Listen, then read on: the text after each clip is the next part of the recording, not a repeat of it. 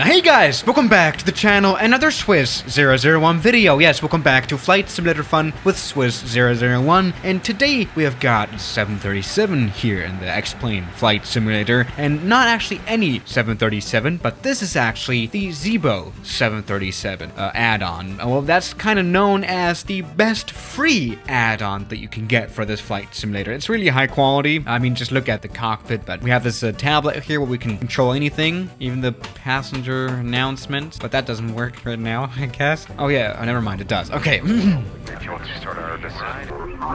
But even here, the cabin and everything looks nice. Yes, indeed, this is one of the best, well, flight simulator add-ons that you should definitely get if you are too broke to actually buy some planes, right? Now, but actually spending money does not always mean you're getting the highest quality of add-ons, as we have found out before. Yes, I've had very bad experiences with flight simulator add-ons, basically. To put it this way. Yeah, see, for example, recently I mentioned my kind of dislike for the jar design A330, Airbus A330. It's not particularly good. I mean, really, this plane is better than anything I could ever even imagine to put together in my life, right? Like, develop, of course. This is incredibly complex to develop. The graphics are actually not as bad as people say, because actually, what is even worse than what I think about this plane is the reputation of this plane online. And I don't think that sentence made a lot of sense, but you know what I mean, right? For example, here I saw this AFSM forum post here from a newbie for X-Plane. He called the JAR 330 a joke. Very bad textures, very bad flight model, very bad system warning simulation, very bad sounds, very buggy. I'm a real A330 at first officer. I think he's in the position to rate the A330's realism here. Yes, this flight model is 60 bucks. I mean, that's really the most expensive it kind of gets, but this is really not the worst it gets. This is actually quite flyable. I've changed a little bit of my mind about this plane recently after flying it and especially landing it smoothly a lot of times. It's not that bad as a lot of people say. So let's maybe talk another plane that is just expensive as this one here, another add-on plane, of course, which is a lot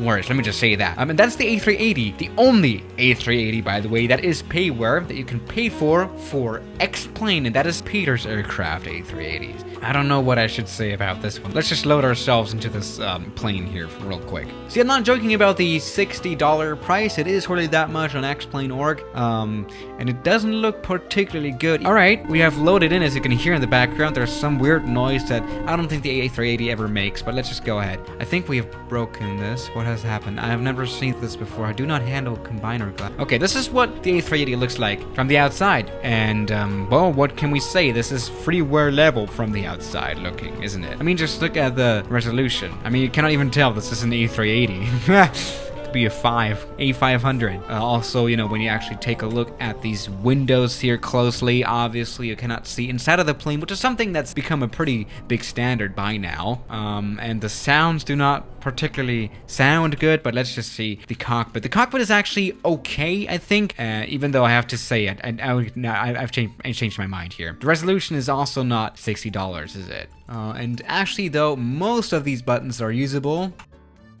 Okay, let me rephrase that here as well. Most of them are actually not usable. Jesus, okay. Alright. See, but actually what's the worst thing about flying this plane here in this flight simulator is that you cannot use a throttle. Like, I'm pushing on the throttle right now. I'm going 100% power, that's why I've set it to. I'm just...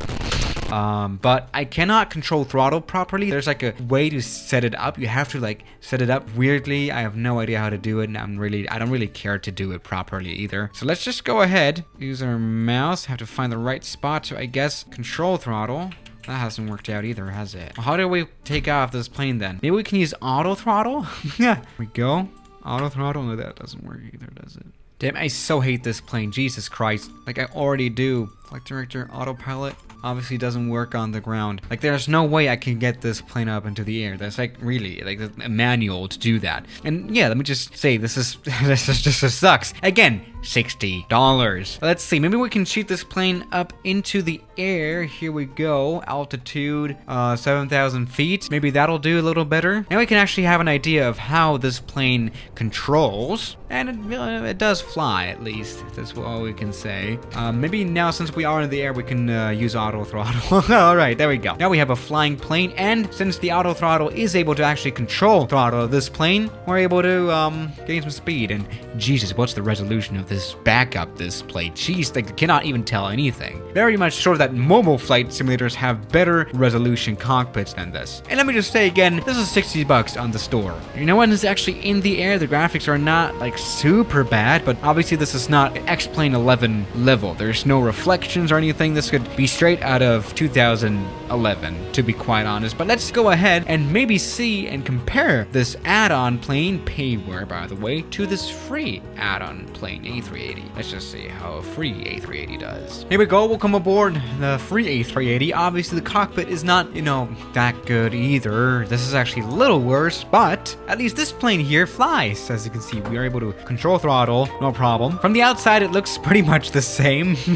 which is pretty sad. I mean, even the resolution is a little better, I would even say, even though the texts are a little off. But again, this is freeware, totally free to download, so I don't have a lot of expectations. I mean, 60 bucks, that's like actually some money they can buy a standalone game for that kind of price. You do, you know, expect some simulator quality, and we have severely overrun our A380 out of Lamolle Airport. But at least this plane, though, has attempted to fly, you know, by us being able to use the throttle inputs. All right, now let's go ahead and talk maybe another add-on plane that a lot of people are disappointed with, and that is probably the CRJ200. By the way, the only CRJ200 again that you can get for Flight Simulator X-Plane. Now, I've seen a lot of people especially complain on Steam about the CRJ200. I mean, we can see here mostly negative reviews. Let's check them out. What do we got? I'd only recommend this if it was at most 20 bucks. Yeah, so we have another overpriced plane. Let me just mention this here. This is by far not as bad. Oh, what the hell is this? Yeah, this is by far not as bad as the A380. And actually, I like to fly this add-on plane. I don't really like fly the CRJ200 as a passenger in real life, but I think here as a pilot, you do have a lot of fun here. I think I like this plane to fly, and I like the add-on as well, even though I do agree with most of what people say here. It's 40 bucks or something, even like 50 bucks, depending on where you buy it. Yeah, here it's 44 euros, so it's a little expensive, and we have a little bit of a technical issue already. As you can hear, well, we cannot hear anything. We have some issues with the sounds for some reason. Something is not working out with the sounds, and that's like another problem that I have mostly been dealing with this CRJ200. It does have a lot of technical difficulties sometimes. For example, I bought this actual add-on offline in an actual game store, like GameStop or something. I don't really remember. I still have the DVD laying around, but I cannot use it because the DVD does not work, and they are not accepting to return it because they think I have already copied it on my PC, and I'm trying to scam them, the store. By the way, I even contacted support, but the only option for me to fly the CRJ200 was to buy it offline, and that was something that really sucked for me personally. That's just my personal opinion here. Even though, again, I like this add-on plane, it's alright when it comes to realism. Most of the switches, even though this plane obviously is, you know, not particularly complicated, they do actually work. Like, there are some, of course, that don't, but, you know, this is overall pretty good. And let me just mention here, this add-on here is pretty old. 2011 was its release date, and for some reason this CRJ is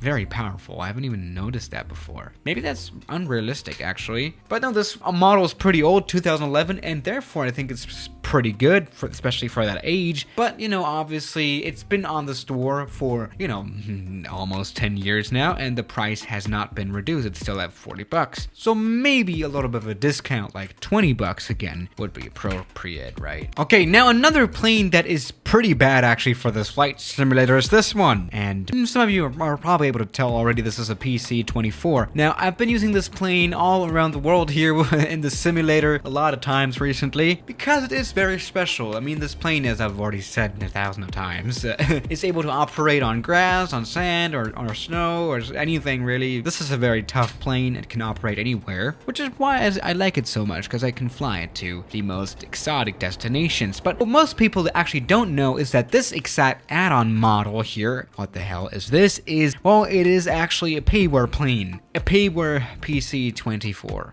Yes, it is actually 26 bucks on the X-Plane store, which is definitely not a reasonable price for this. We just got the resolution again on the livery, but also the cockpit is severely bad. Like, genuinely. The buttons here are mostly not even 3D. Who the hell is supposed to use it? Actually, here now, I think this is a little broken because I cannot even see the instruments, obviously. Like, they're just black, and I don't know how to turn them back on, if they even still work. Maybe this add-on plane is completely broken now. That could also totally be right. No, really, this sucks. Honestly, like, everything about this plane sucks about this add-on plane. I've only had issues with it. I've never flown with it, like, privately outside of recording videos to weird, like, destinations, and I think, oh no, we are actually implemented ourselves into the cockpit, and we look, okay, alright, I'm seeing worse. Okay, now the thing is, though, I do not think that this PC24 model is as bad and as bad of a scam, especially as the A380, because that one is like 4 times more. Or wait, no, that's 3 times more, never mind. But still, this is not $26 good. Actually, it's not any money good. It's probably like, it should be at most freeware. At most. No, this really, I don't like this add-on plane, but I do like the plane in real life. I mean, this Pilatus, of course.